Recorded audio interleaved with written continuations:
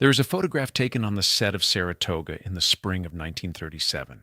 Jean Harlow is sitting in a chair between takes wrapped in a robe, her famous platinum hair catching the studio light the way it always caught every light in every room she ever entered. She is 26 years old. She is also, though nobody on that set has yet said so in terms that required immediate action, dying. Her kidneys are failing. Her body is retaining fluid in ways that are visible to the people around her if they are willing to look carefully enough and act on what the looking tells them. The director is willing to look. The crew is willing to look. The studio is willing to look in the particular way that studios are willing to notice things that do not interrupt production schedules and willing to not notice things that do. What nobody on that set has yet decided to do is stop. Jean Harlow was, for 7 consecutive years, the most copied woman in America.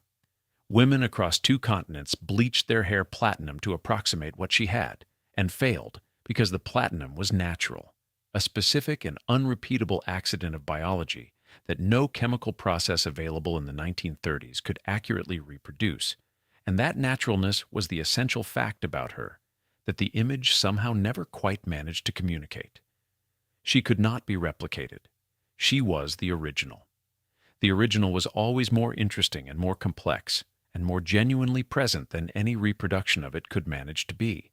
And yet almost no one who watched her on screen or read about her in the fan magazines or lined up to see Dinner at 8 or Red Dust or Hell's Angels actually saw her. They saw the image. The image was extraordinary. It was also incomplete in ways that have taken decades to begin to address. The person inside the image was more interesting than the image. She was funnier in private than in public, which is saying something given how funny she was in public. She was more intelligent than the roles she was given credit for requiring. She was more aware of the machinery of her own celebrity, of the specific uses to which her appearance was being put and by whom, than the machinery itself had any interest in acknowledging. She was warmer in the accounts of people who worked alongside her, and knew her as a person rather than as a phenomenon, other than the platinum hair and the low-cut costumes, and the promotional materials suggested a woman of her particular type was supposed to be. And she was more genuinely, more privately, more continuously sad than any of the public versions of her story have fully captured. This is the story of how Harlean Harlow Carpenter from Kansas City, Missouri, a girl who never particularly decided she wanted to be famous, who accompanied a friend to a film studio one afternoon and found the entire shape of her life changed by what happened next, became the most recognizable woman in Hollywood. What that recognition cost her in specific and measurable ways, who was waiting to collect the cost. And who she was in the process of becoming at 26 years old when the process was cut off by a combination of medical failure and human failure, and the specific failure of the people who were supposed to be protecting her to do the thing that protecting her actually required. It is also, underneath all of that, the story of a mother. It is always, in the end, the story of a mother. Before we go any further, wherever you are in the world right now watching this, please drop your location in the comments section below. This community reaches every corner of the planet, and knowing who is here genuinely matters. If stories like this one are what brought you to this channel, please subscribe and hit the notification bell so you never miss another one. Now, the story of Jean Harlow does not begin on a film set. It does not begin in Hollywood or in the Pink Palace or in any of the places that the mythology of her life tends to place her origin. It begins in Kansas City, Missouri, in a house on a quiet street, where a little girl was growing up in the long and organizing shadow of a mother whose ambitions would shape nearly everything that followed, and who would be present with a consistency that no husband or co-star or studio executive could match at every significant turning point of her daughter's brief and extraordinary life. Kansas City, Missouri in 1911 was a city that understood itself as prosperous and forward-looking, a Midwestern city with ambitions that exceeded its geography. It knew with neighborhoods that were comfortable enough to produce the kind of family that Montclair Carpenter and his wife Jean Harlow Carpenter represented from the outside. He was a dentist. She was his wife. The house was solid. The future, as it presented itself in 1911 to a family of their standing and their circumstances, appeared arranged in the way that futures in solid houses in prosperous neighborhoods are supposed to appear arranged. Harlean Harlow Carpenter was born into that household on March 3, 1911, the only child of parents who would not remain together long enough for her to develop a clear and complete memory of what their partnership had looked like when it was intact and functioning. Her father, Montclair Carpenter, was a quiet and professionally steady man. A dentist who provided for his family with the reliability that dentists in prosperous Kansas City neighborhoods were expected to provide, and who did not particularly distinguish himself in the historical record beyond his profession and his parentage of one of the most famous women of the 20th century. He was not a dramatic figure. He was not a villainous one. He was simply a man who was there and then, when Harlean was 9 years old, was no longer there, because the marriage had dissolved and the dissolution had placed his daughter in the custody of the parent, whose influence on that daughter's life would prove decisive in ways that no one could have predicted from the outside in 1920. Her mother was a different matter entirely. Jean Harlow Carpenter, known to everyone in her orbit as Mama Jean. She was a woman of fierce and frustrated ambition, a woman who had wanted from life something more vivid and more significant than a dentist's house in Kansas City, and who had not been provided it on the terms she had imagined when she was young enough to be imagining things. She was attractive. She was energetic. She was possessed of a quality of wanting that was strong enough to organize rooms around it, to pull the attention of the people in those rooms toward her need, even when she was not explicitly expressing it.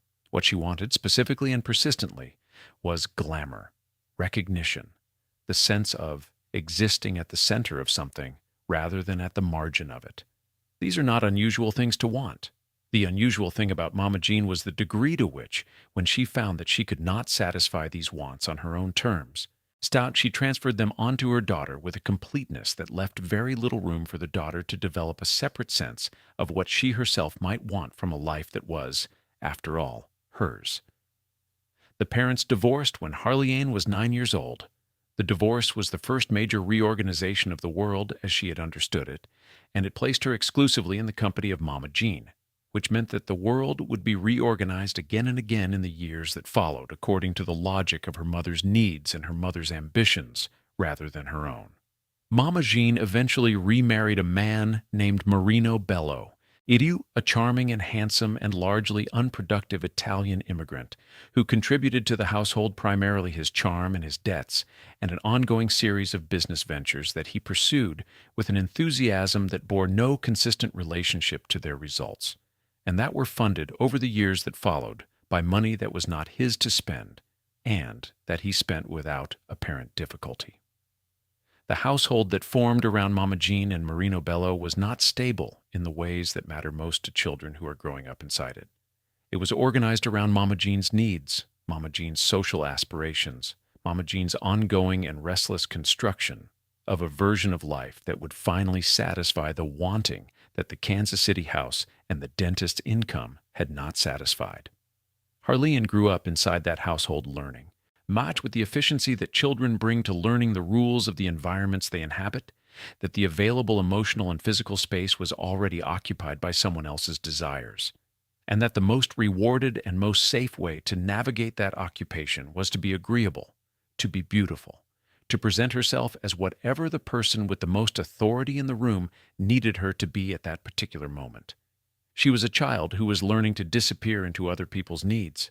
She was very good at it. She would remain good at it for the rest of her life, and the skill would cost her more than any other quality she possessed. She was, by every account that survives from people who encountered her during her childhood and early adolescence, a genuinely beautiful child. Not beautiful in the generous and somewhat imprecise way that adults describe children when they are being kind. Beautiful in the specific and unusual and immediately legible way that makes adults stop in the middle of what they are doing and look and then look again, because the first look has not fully resolved the question of what exactly they are seeing. Her hair was the particular platinum blonde that no dye or chemical treatment available in the early 20th century could have produced a natural color so specific and so luminous, seeming almost to generate its own light source rather than merely reflecting whatever light was available to it, that it would become, in the years ahead, one of the most widely imitated and least successfully imitated physical characteristics in the history of American celebrity. Thousands of women would attempt to reproduce it with chemicals that damaged their hair and produced results that were at best an approximation, and at worst, a cautionary tale. The platinum was entirely hers. It could not be borrowed because it could not be reproduced. She had been born with it, and it would be the first thing anyone mentioned when they described her for the rest of her life. She was also, underneath the extraordinary beauty, a gentle child, a quiet child, a child who was not aggressive or demanding or ambitious in the specific way that her mother was ambitious, who did not appear to be organizing herself toward any particular destination or pushing against the boundaries of the world she had been placed in with any particular force. She was, so in the way that children sometimes are when the household they grow up in has made autonomous desire feel risky, agreeable in a way that was genuine and also learned, warm in a way that was real and also protective, present in a way that gave other people what they needed from her presence without drawing attention to whatever her presence might have needed in return. In 1927, when she was 16 years old, she did something that was, in the context of everything else that has been said about her, genuinely surprising. She eloped. The man was Charles McGrew, 21 years old, the son of a wealthy Chicago family with the kind of social and financial standing that translated in that era and in those circles now into a Beverly Hills address and a lifestyle that the Carpenter-Bellew household had been aspiring toward without achieving. She was 16. He was 21. She was pregnant, which was the most immediate reason for the speed and the secrecy of the arrangement. Mama Jean was furious initially in the way that mothers whose daughters act autonomously are furious when the autonomy disrupts arrangements and expectations that the mother had been constructing without fully informing the daughter they concerned. And then Mama Jean was accommodating in the way that Mama Jean was always eventually accommodating when the alternative to accommodation was losing access to her daughter and whatever circumstances her daughter happened to be inhabiting at the moment. The young couple moved to Beverly Hills. The McGrew family money made the move comfortable in ways that the Bellew household had never quite managed to be comfortable. And the film studios of Hollywood, which were everywhere in Beverly Hills in 1927, the way weather is everywhere, the way the quality of the afternoon light is everywhere, the way the particular atmosphere of a city that has organized itself around the production of a specific kind of dream is everywhere. In the streets of that city were suddenly very close to where Jean Harlow McGrew was living her life. She had not planned to enter them. She had not been building toward them with the strategic intelligence and methodical persistence that would characterize the career construction of someone like Jane Mansfield. 2 decades later, she had not decided anything about them. She was 16 years old and married and living in Beverly Hills, and the studios were nearby. And what happened next happened not because she sought it, but because she happened to be in a certain place at a certain time, and someone in that place at that time looked at her, and the looking changed everything. The story of how Jean Harlow was discovered is one of those Hollywood stories that sounds constructed, that has the shape and the convenience of a narrative designed after the fact to give an accidental life the appearance of inevitability. It sounds like a story someone made up. The evidence, however, supports it in its essentials. She accompanied a friend to the Fox Film Corporation studio in 1928, going along to wait while the friend completed some work, arriving with no particular purpose of her own beyond the companionship that the trip implied. She was 17 years old. She was married. She was financially comfortable by virtue of the McGrew family connection. She had no professional ambitions that she had expressed to anyone and no particular reason to have developed them. Someone at the studio noticed her. The noticing was not subtle in its effects, even if it was quiet in its manner. She was offered work as an extra, which she accepted in the spirit of someone accepting an interesting invitation, rather than in the spirit of someone taking the first deliberate step toward a destination they have been planning to reach for years. The camera, which forms its own opinions about the people who stand in front of it and expresses those opinions with a consistency that does not require the cooperation of the person being photographed, responded to her immediately and specifically, and in ways that distinguished her from the considerable number of other young women who were doing extra work on the same studio lots at the same moment in the late 1920s. There is a quality that some people possess in front of a camera that cannot be manufactured through technique and cannot be learned through application and cannot be adequately described in language that conveys what the experience of encountering it on screen actually involves. It is a gravitational quality, a quality of pull, sign of the eye being drawn toward the person who possesses it, and held there without the person doing anything technically remarkable to earn the holding. It has something to do with presence, with the specific way in which some people are more fully in a given moment than other people, more responsive to what is actually happening rather than to what they have prepared to happen. Jean Harlow had this quality in a degree that the people who worked with her in the extra roles found difficult to account for within their existing frameworks for understanding what made someone worth filming. Her marriage to Charles McGrew dissolved in 1929.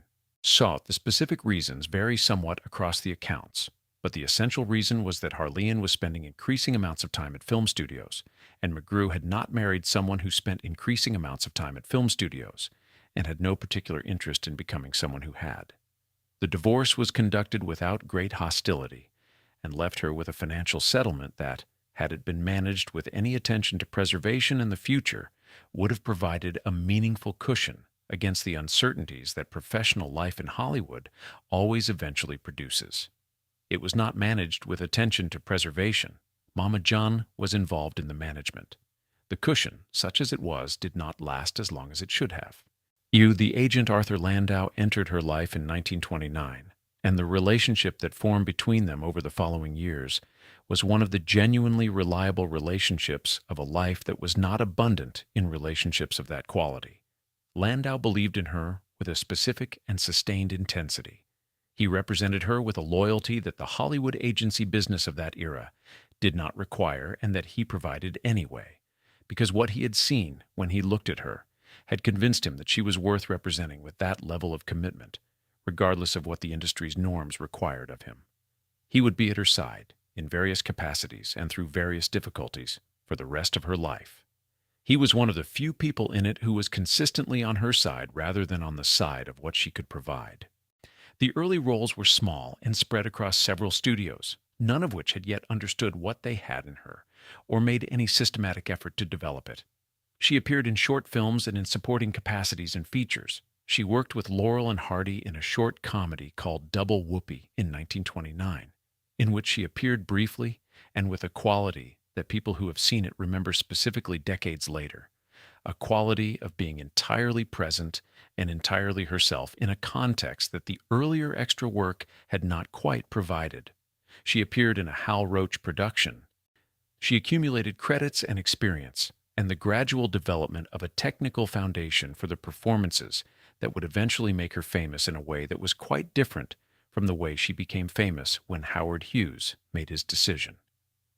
Howard Hughes was about to make his decision, and that decision, like most of the decisions Hughes made in this period of his life, was going to be expensive and consequential in ways that nobody involved could entirely foresee at the moment it was made. Howard Hughes, in 1929 and 1930, was 30 years old, already among the wealthiest men in America, already famous for a combination of technical obsession and personal eccentricity that would define his public image for the remainder of his long and increasingly strange life. He had been working on a film called Hell's Angels since 1927, an aviation epic about British airmen in the First World War that had grown in the making into one of the most expensive and most technically ambitious productions in the history of American cinema to that point. The film had been conceived and largely shot as a silent picture. The arrival of sound technology and the transition that technology forced upon the entire industry had made the silent version commercially obsolete before it could be released. Hughes had ordered a substantial reshoot. He needed a new female lead who could handle the sound sequences that the reshoot required. He tested Jean Harlow. He watched the test. He made the decision with the particular certainty of a man who has trusted his own judgment in situations of this kind before, and been rewarded for that trust often enough to have made the trusting a reflex rather than a deliberation. She was cast as Helen, the female lead of the sound sequences. The reshoot proceeded, and in May of 1930, Hell's Angels was released to the American public, with a promotional campaign that Hughes had funded and orchestrated with the same obsessive thoroughness he brought to the technical elements of the production itself. The cost of the film, at approximately $3,800,000, that was almost incomprehensible by the standards of what films cost to produce in 1930 and represented a figure that would have bankrupted a smaller operation than the one Hughes had assembled. The commercial response justified the investment, at least in the narrow sense that the film earned enough to make its release a success and to confirm that the enormous promotional campaign had worked in the specific way promotional campaigns are designed to work, which is to make the public curious and then to satisfy the curiosity in ways that make them tell other people to be curious too. The critical response to Harlow specifically was honest in ways that were not uniformly flattering and that reflected the genuine state of her abilities at that particular moment in her development. She was breathtaking to look at, but this was beyond dispute and was disputed by no one. The camera had confirmed what the eye already knew, that she was a physical phenomenon of a specific and unusual kind. But the performance itself, the technical elements of the acting, the ability to inhabit a scene rather than simply occupy it, the command of her material and her co-stars, and the emotional reality she was being asked to convey, these things were at the level of someone who was at the very beginning of something, rather than at the level that the scale and the publicity of the production surrounding her had suggested she might be at. The critics said so. Some of them said so kindly. Some of them said so with the particular tone that critics adopt when they are separating a phenomenon from a performance and finding the performance wanting. None of them were wrong about what they observed. What none of them could have known was what the trajectory beginning at that starting point was going to look like over the following 7 years. What none of them could have predicted was Dinner at 8. The promotional materials generated around her for the Hells Angels release established the image that the world would associate with her for the remainder of her life and for all the decades after it. She was photographed on the nose of an airplane with her platinum hair catching the California light in the specific way that her platinum hair caught every light it was ever in proximity to, generating a luminescence that the images captured imperfectly but recognizably. Like the images were distributed through every channel available to a promotional campaign of that scale in 1930, which meant they were everywhere that images could be everywhere in that era, which was more places than it had been a decade before and fewer places than it would be a decade later. The platinum hair became, in a period of weeks, one of the most recognized physical characteristics in the world. The woman attached to the hair became famous in the overnight and total way that only a handful of people in any generation become famous through no particular plan of her own, and as the result of a combination of extraordinary physical gifts and the decision of a very wealthy man with a very expensive film that needed a face. She was famous. She had not sought it in the way that fame seekers seek it. So it had arrived because Howard Hughes had needed someone for his film and had seen something in a piece of test footage that told him what he needed to know. And now it was hers, along with everything that came with it, which was more than she had been prepared for and more than the people around her were going to help her manage in the ways that managing it actually required. MGM was the studio that defined Hollywood in the 1930s in the way that no other studio quite managed to define it. It had the resources and the talent and the institutional intelligence embodied most specifically in the person of Irving Thalberg, its head of production, to understand what it had under contract and to develop that understanding into the kind of films that audiences returned to see again and again. It was also, by 1931, paying close attention to Jean Harlow, who had by that point appeared in several productions for various studios and had demonstrated in films like The Public Enemy with James Cagney and Platinum Blonde directed by Frank Capra, that the Hells Angels performance had been a beginning rather than a ceiling, and that the beginning, while limited, was pointing somewhere that deserved the kind of development that only a major studio could provide. Irving Thalberg had a theory about her that differed in important ways from the prevailing theory. The prevailing theory in the industry was that she was a physical phenomenon with limited acting range, and that the correct professional approach was to place the physical phenomenon at the center of productions designed to accommodate it rather than challenge it. And this was a reasonable theory based on the available evidence through 1931. It was also, as Thalberg believed and as the following years would demonstrate, incomplete. Thalberg thought there was more available than the prevailing theory assumed. He thought the correct approach was to find out how much more, which was an unusual position for a studio head to take in relation to an actress whose primary commercial value appeared to be physical rather than dramatic. MGM signed her in 1932. The environment she entered was different in every meaningful way from what she had experienced before. The scripts were better. The directors were more sophisticated. The co-stars, the people she would be working opposite in scene after scene, were among the finest screen performers of the era. Clark Gable, Spencer Tracy, Sir William Powell, Franchot Tone. These were not people who made it easier to be limited. They were people who made it impossible to be limited if you had anything real to offer, because their own work demanded that you meet them somewhere, rather than simply stand in front of a camera in their vicinity. Red Dust was the first significant evidence of what the MGM environment was going to produce. The film was shot and released in 1932, directed by Victor Fleming, who was one of the most technically accomplished directors working in Hollywood at that moment. Siren it starred her opposite Clark Gable, in a story set on a rubber plantation in Indochina that gave both of them ample opportunity to do the things they did best, and that gave the audience ample opportunity to observe what happened when those two things were put in the same frame at the same time. The chemistry between them on screen was real in the specific way that screen chemistry is real when it is not manufactured, when it is the product of two people who are genuinely responsive to each other, rather than two people who have been instructed to appear responsive to each other. The audience felt it as heat, the critics noted it, the box office confirmed it. She was good in Red Dust, not yet great, but good in ways that were measurably and specifically better than what she had been in Hell's Angels. While in better in technical dimensions that were still accelerating, that showed the seams of someone who was still learning, but who was learning faster than the people who had written the early reviews of Hell's Angels would have predicted. She was also, in Red Dust, beginning to reveal the quality that would eventually be identified by the best critics of her era as the most distinctive thing about her work. The quality of genuine presence, of being actually in the scene rather than performing around it, of responding to what was actually happening between herself and the other people in the frame, rather than to what she had prepared to have happen.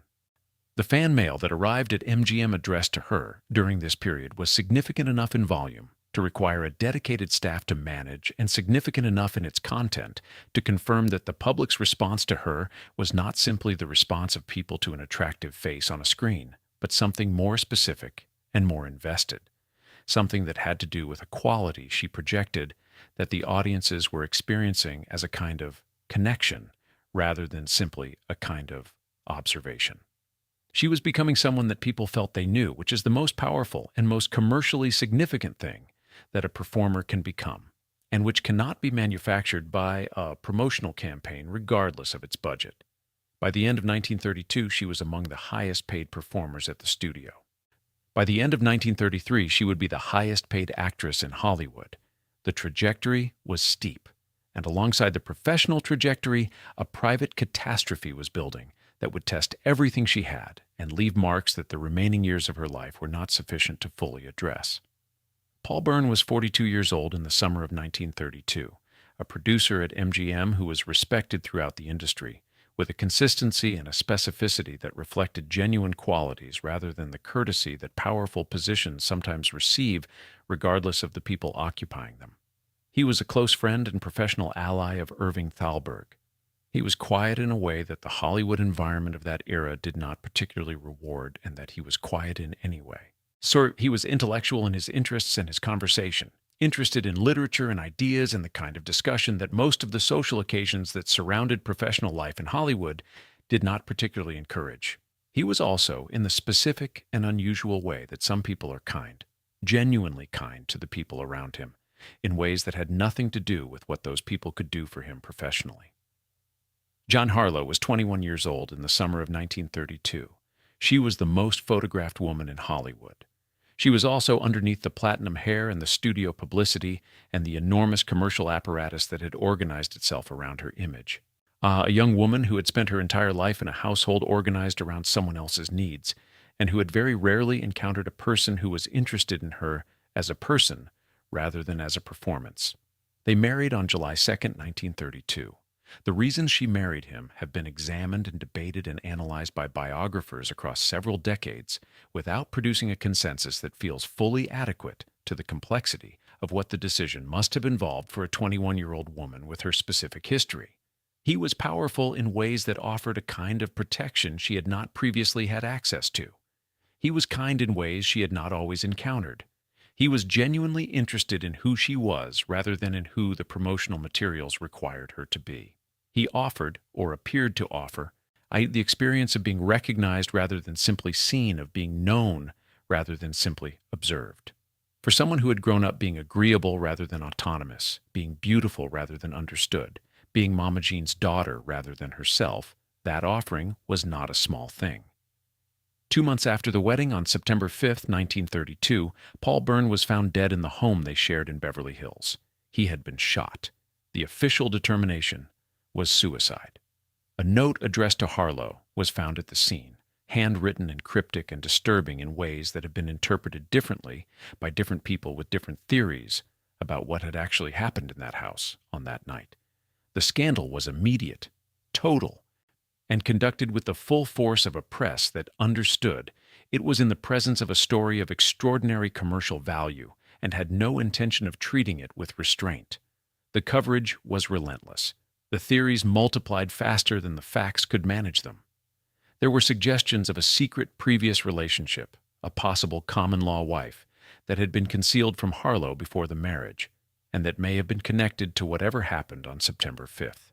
There were suggestions of physical difficulties of an intimate nature that had made the marriage different from what Harlow had understood it would be. There were suggestions, more difficult to prove and more difficult to dismiss, that the suicide determination was not entirely accurate, that MGM, Sandwich had both the motivation and the means to shape the narrative in ways that served its institutional interests, had exercised those means in ways that made the public record of the event less complete than it might otherwise have been. What is not in dispute, and what matters most for understanding what followed, is what the event required of Jean Harlow after it had occurred. She was 21 years old. She was 2 months into what she had understood to be her first real marriage, to a man she had trusted with something genuine. She was at the center of one of the most spectacular and most relentlessly covered scandals in the history of Hollywood to that point, and she was expected, by the studio that employed her and by her mother who managed her affairs, and by the industry that had built an enormous commercial infrastructure around her image, to continue working, because the films were making money, because the schedule did not pause for personal catastrophe, because she was Mama Jean's daughter, which meant she had been educated since childhood in the practice of suppressing her own needs and her own emotional reality in service of whatever the situation around her was requiring at any given moment. She went back to work, and in the months and years that immediately followed September 5th, 1932, she delivered some of the finest performances of her career. This fact, considered carefully, tells you more about her than almost anything else in the record of her life. She was 21 years old, and she had just experienced something that would have ended other people. And she went back to the set, and she did the work, and the work was extraordinary. That is not a small thing. It is, in fact, a genuinely remarkable one. George Cukor had a gift that not every director of his era possessed, and that the ones who possessed it understood to be worth more than most of the other gifts available to people in his profession. He could see performers. Not see them in the ordinary way that every director sees the people standing in front of their cameras, but see them in the specific sense of understanding what was actually there. Like what was being offered, that the material or the promotional context or the industry's existing narrative about a given performer had been obscuring or underutilizing or simply not asking for. He looked at Jean Harlow in 1933 while preparing Dinner at 8, and he saw something that the earlier directors had glimpsed and moved past and that he intended to use. Dinner at 8 was a prestige production, an all-star ensemble film based on a successful Broadway play, with a cast that included Marie Dressler, John Barrymore, Wallace Beery, Lionel Barrymore, and Billy Burke, alongside Harlow, who played Kitty Packard, a magnificently shallow and magnificently funny social climber in a white gown who is married to a business associate of the film's central family and who exists in the structure of the film. or as a kind of comic counterweight to the more dramatically serious elements of the ensemble. The role required comic timing. It required a willingness to be funny in a specific and technically demanding way, the way that requires the performer to understand the architecture of the joke and to time their contribution to it with precision, rather than simply to inhabit a character who the script has made funny. It required, in other words, intelligence.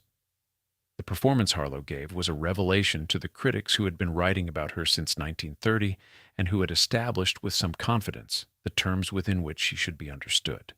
It was not a revelation because it was perfect, because it had arrived fully formed without the process of development being visible. It was a revelation because it demonstrated, saw with the unmistakable clarity of genuine evidence, that the process of development had been occurring, that it had reached a point that nobody who had been tracking it from Hell's Angels through the early MGM films had quite predicted it would reach this quickly, and that the destination it was pointing toward was somewhere that the critical consensus about her had not left room for. The specific moment that has been written about most often in the decades since the film was released is the final scene between Harlow's Kitty Packard and Marie Dressler's Carlotta Vance, in which the two women discuss while descending a staircase at the conclusion of the disastrous dinner party the film has been building toward. The encroachment of machinery on human labor and what that encroachment portends for the future. So, the scene concludes with a line delivered by Harlow that depends entirely on timing for its effect, a line that lands as a perfect punchline or does not land at all, depending on precisely when and precisely how it is released into the scene. Harlow lands it. She lands it with a confidence and a precision that is the product of understanding what she is doing at a level that the process of instinct and the process of technical development have combined to produce. The audience laughs. They always laugh. And then they laugh again, because Harlow's face in the moment after the line has landed carries something in it that extends the joke into the silence that follows it. She knows. She knew. She was always, in the deepest sense available to a performer, in on what was happening. Victor Fleming, who directed Bombshell the same year, saw the same quality Cukor saw and used it in a different register, a broader and more overtly farcical register, in which Harlow played a Hollywood actress whose life is a comic disaster, and whose understanding of the disaster she is inhabiting is funnier than the disaster itself. The film was a commercial success and a demonstration that the revelation of Dinner at 8 was not a single occurrence produced by exceptional circumstances. It was what she could do when the material asked her to do it and when the director understood how to ask. By the end of 1933, the critical consensus about Jean Harlow had been revised in ways that it would not entirely recover from revising. She was the highest-paid actress in Hollywood. She was also, which was a different thing, and in some ways a more significant one, recognized as a genuine comic performer operating at a level that the blonde bombshell mythology had made it difficult to see until the performances themselves made it impossible to avoid seeing. The recognition came with a momentum and a weight that the years ahead would continue to build on, and the building would continue until the spring of 1937, when it would stop. William Powell was 40 years old in 1934, a polished and sophisticated actor who had found his most fully realized screen persona in the Thin Man series, playing Nick Charles with a dry wit and an evident intelligence and a quality of genuine ease in front of the camera that made the ease itself seem like a performance technique. So he was charming in the specific way that charm operates, when it is the product of actual qualities rather than the product of effort to appear to have actual qualities. He was funny. He was intelligent. He was interested in ideas and in people in ways that the social world of Hollywood in the 1930s did not consistently reward or particularly require.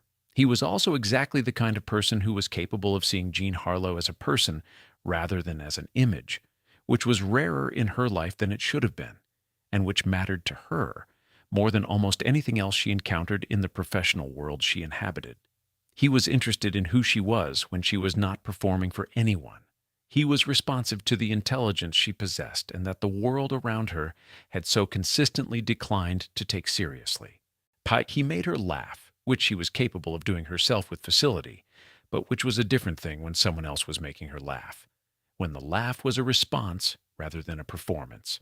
She had married Harold Rawson in 1933, a cinematographer, in a marriage that lasted less than a year, and that serves in the biographical record primarily as evidence of the speed with which she was moving through relationships during this period, and of the difficulty of finding, in the specific circumstances of her life, the thing she was looking for. The Rawson marriage dissolved in 1934. The Powell relationship deepened and became the most significant romantic relationship of her adult life, more significant than any of the marriages. So because it was the relationship in which she was most fully herself and most fully met. They were never formally married. The explanations various accounts offer for this are different and not entirely consistent, and none of them feel fully adequate to explaining a relationship of this quality and this duration that stops short of formalization. What all the accounts agree on is that both of them knew what the relationship was and that what it was mattered enormously to both of them. Powell was devoted to her in a way that was visible to the people around them, and that was grounded in specific and genuine knowledge of who she was, not in the image or the mythology or the platinum hair or the Hollywood machinery, but in the person those things surrounded and sometimes obscured. He was present during her final illness. He paid for a private nurse from his own resources. He visited the hospital as often as the circumstances allowed. He was, in the specific and practical language of love when love is expressing itself in the limited vocabulary that a hospital environment permits, there. His response to her death was documented by the people who knew him in the years that followed and described consistently as something that lasted, that was not recovered from in the way that grief is sometimes recovered from, that remained present in him in ways that the passage of time diminished but did not remove. The films she made during the Powell years are the finest of her career, taken as a body of work. China Seas in 1935, Riff Raff in 1936, Libeled Lady in 1936. So, which gave her and Powell a shared professional context for what they had together personally, and produced a screwball comedy that has been reassessed in recent decades as one of the finest examples of the genre, a film in which her comic timing and Powell's comic timing create something in combination that neither creates separately.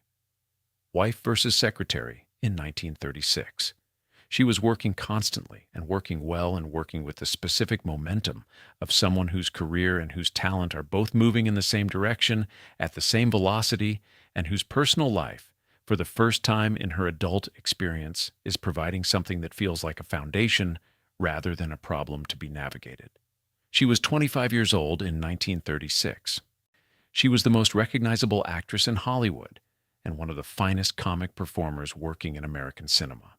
She was in love with someone who loved her back in ways that were real and sustained. She was making films that would last. She had more than a decade of professional life ahead of her if everything went the way that things go when they are going well. Everything was not going to go that way. Something was already wrong. The signals were already there. The signals were not being heard. The financial reality of Jean Harlow's professional life during her peak years at MGM is a subject that the studio publicity and the fan magazine coverage of her career had no interest in examining, and that the people who controlled the money had every interest in keeping unexamined.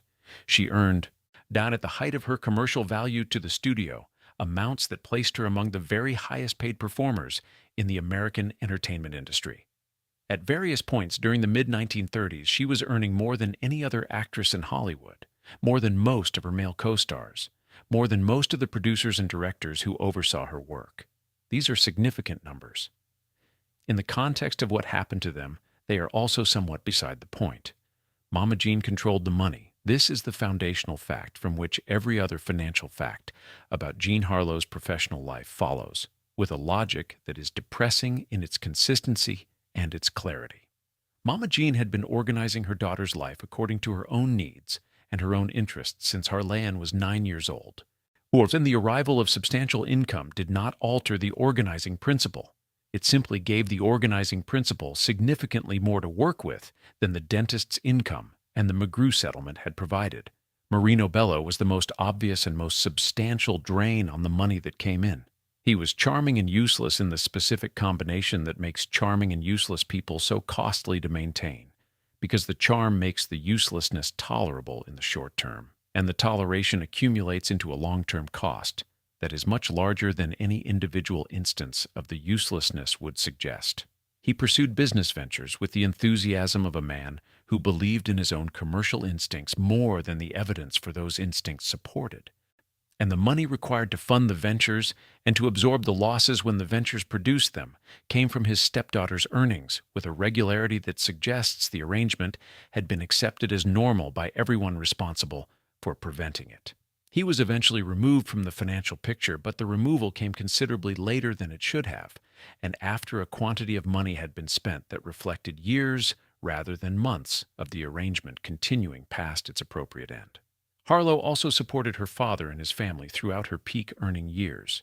She supported friends and associates who had attached themselves to the apparatus of her celebrity and who she lacked the psychological equipment to refuse. Or because refusing people who needed things from her had never been something that her childhood or her adult life had trained her to be capable of. She was generous in the way that people are generous when the alternative to generosity is a confrontation with another person's need that they cannot sustain, when the boundaries between the self and the needs of others have been made so permeable by a childhood, organized around someone else's requirements, that the distinction between giving and simply being unable to not give has effectively ceased to exist. The result of all of this, the mother and the stepfather and the father and the dependents and the generosity and the absence of anyone with both the authority and the motivation to protect her financial interests against the competing claims of everyone else's interests, was that Jean Harlow, at the height of her earning power, was considerably less financially secure than the numbers passing through her career should have made her. The estate she left at her death was modest, not impoverished, not the estate of someone who had earned nothing, but modest in a way that was unmistakably disproportionate to what she had earned, and that reflected, with painful clarity, the gap between the money that had come in during 7 years of major Hollywood stardom and the money that had been preserved for the person whose work had generated it. Mama Jean received what remained.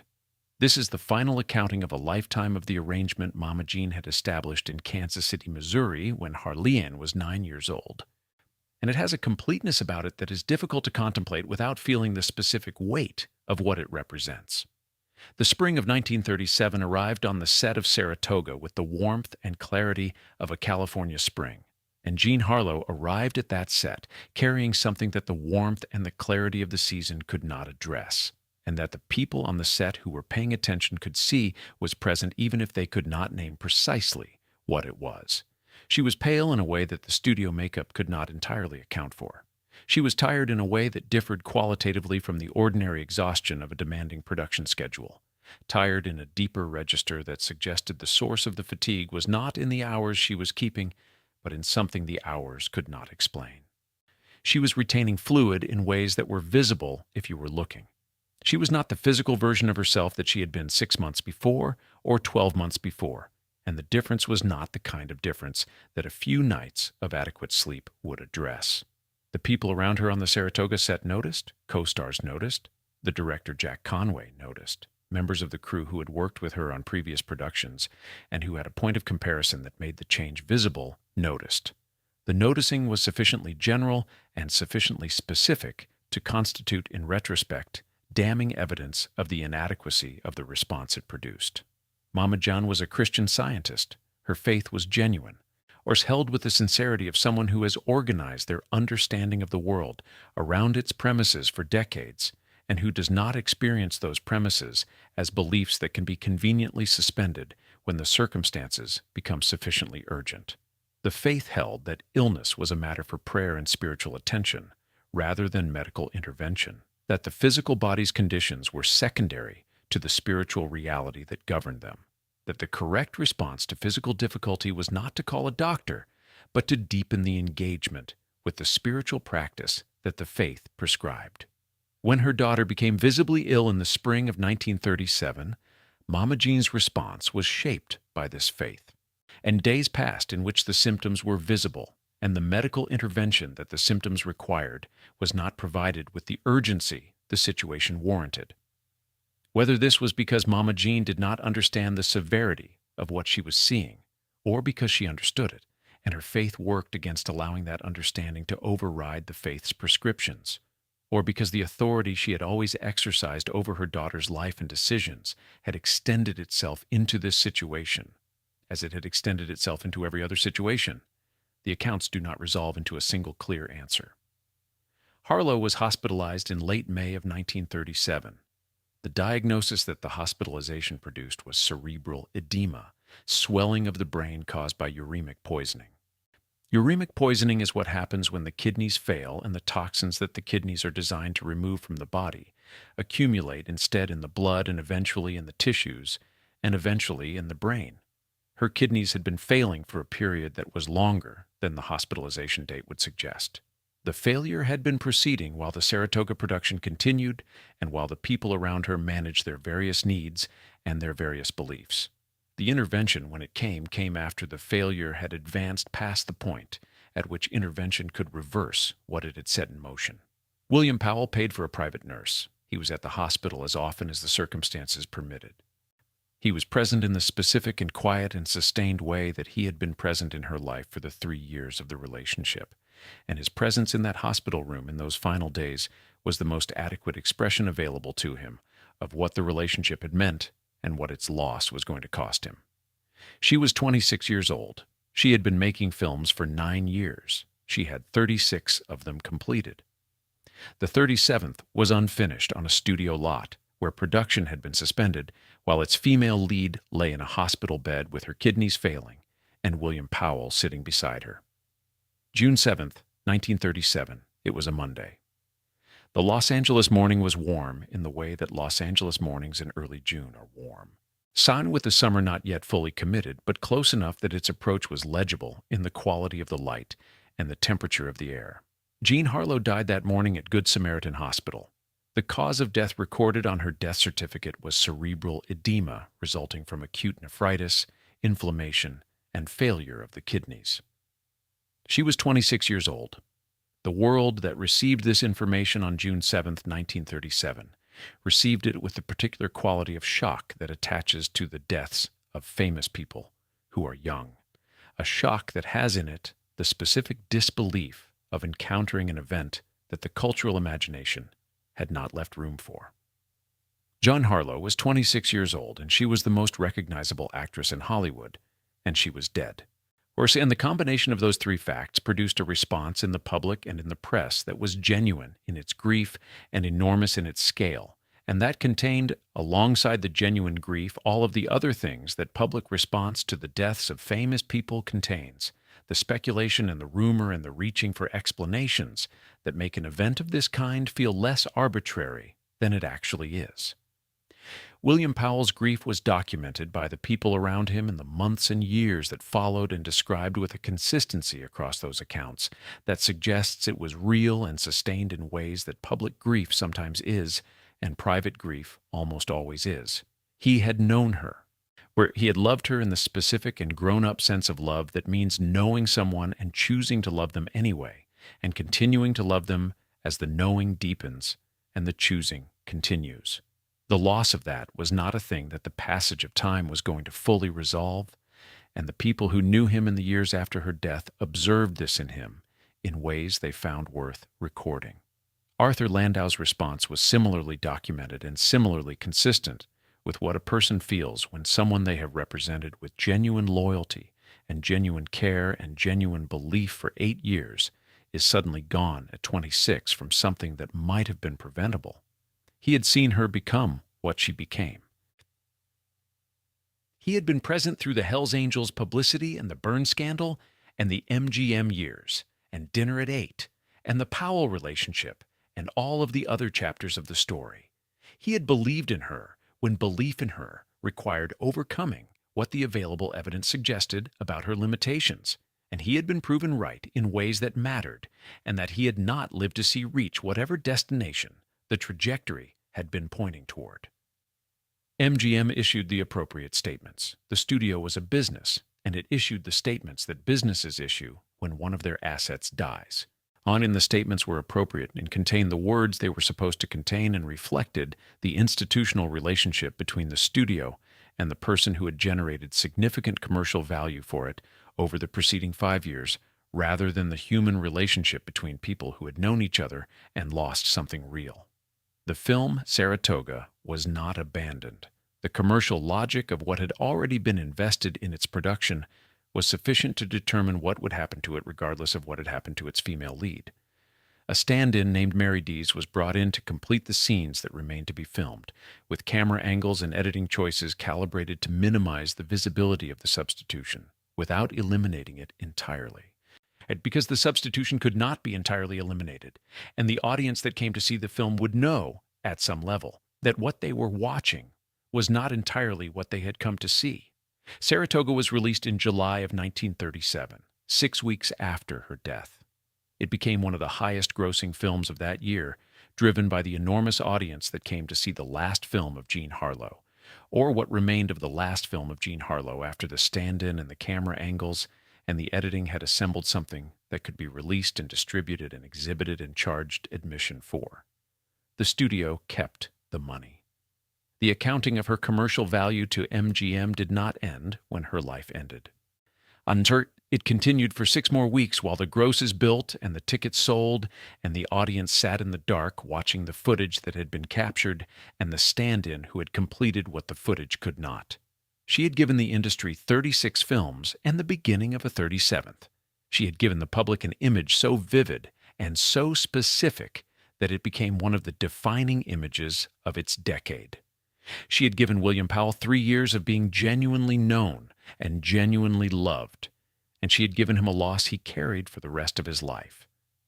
She had given Mama Jean everything she had, and Mama Jean had received it all and used it according to her own needs rather than her daughter's.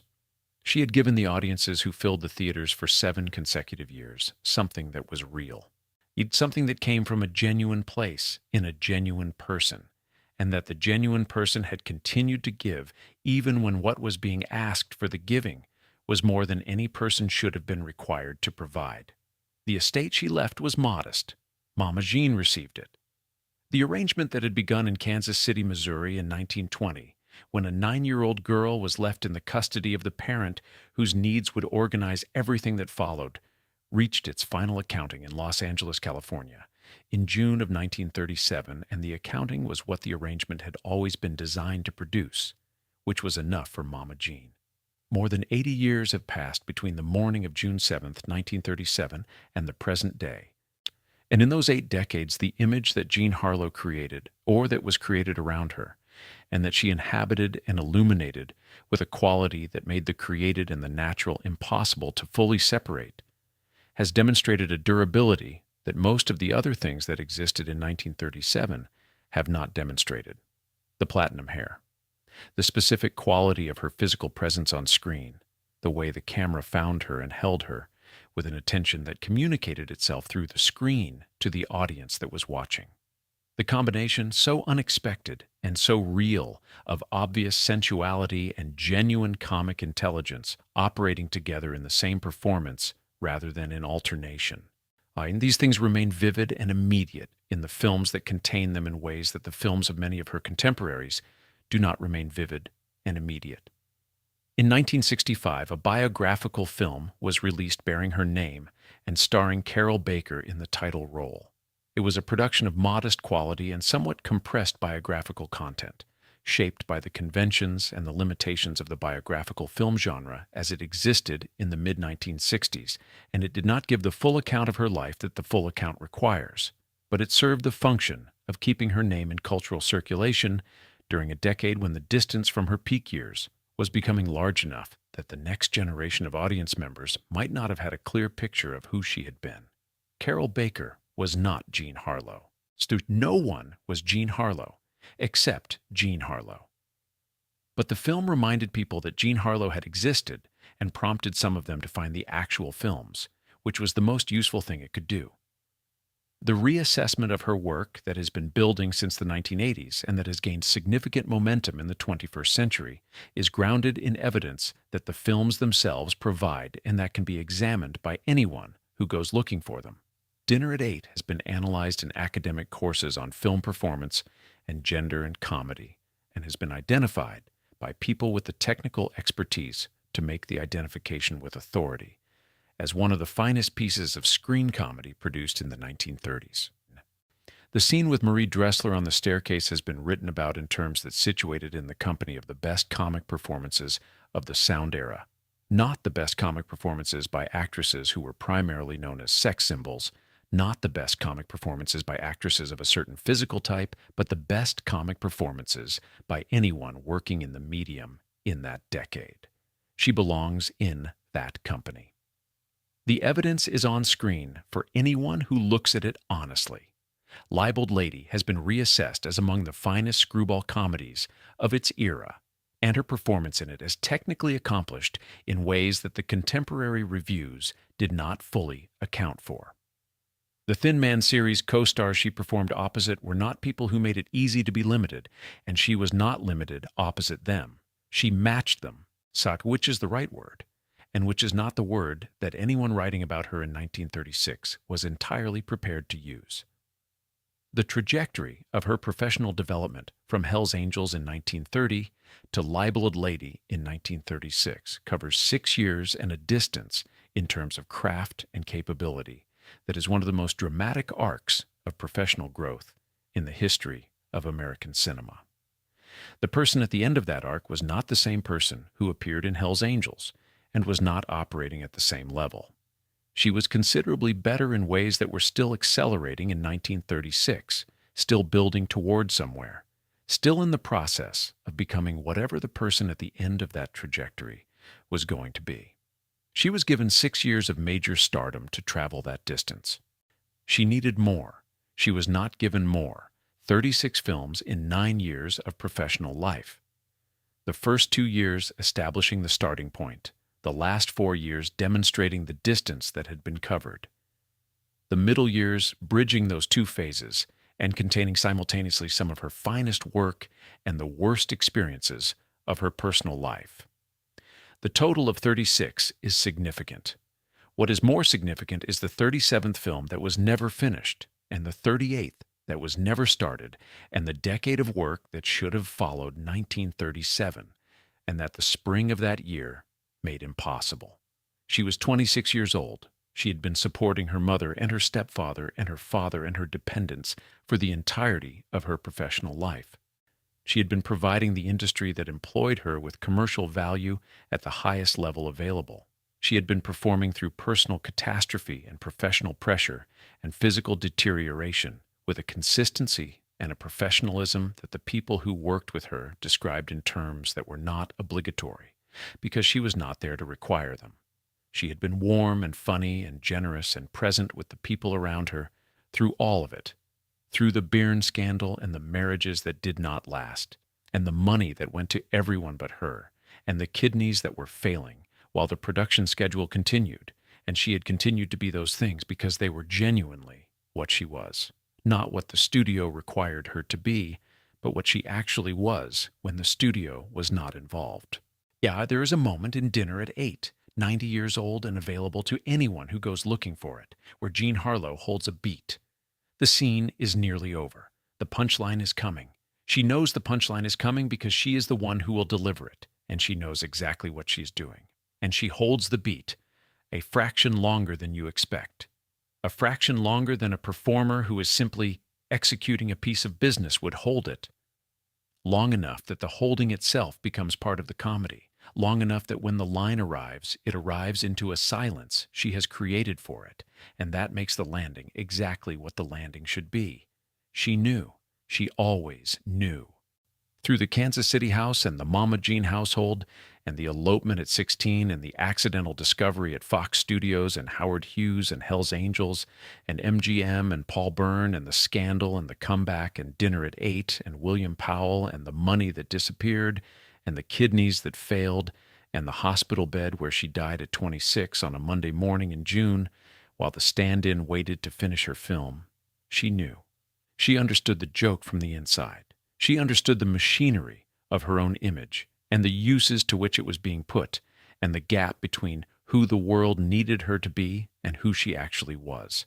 And she held that understanding the way she held the beat in Dinner at 8, with a precision and a patience that is the product of knowing exactly what you are doing, even when the world around you is not arranged to reward the knowing. She deserved more years. She deserved a mother whose care for her was organized around her needs rather than around her mother's. She deserved an industry that preserved the money she earned and the health that made the earning possible. She deserved to become whatever the trajectory of her work was pointing toward, and whatever the relationship with William Powell was in the process of giving her the stability to become. She deserved, at minimum, to finish her own last film, rather than having a stand-in finish it for her, while her kidneys failed in a hospital 6 weeks before the film was released and the studio kept the proceeds. What she left behind is what she made in the time she had, and what she made in the time she had is, in the films that contain it, available to anyone willing to look. The looking is worth it. What you find when you look is not the platinum hair mythology, or the blonde bombshell legend, or the cautionary tale about Hollywood and the women it uses.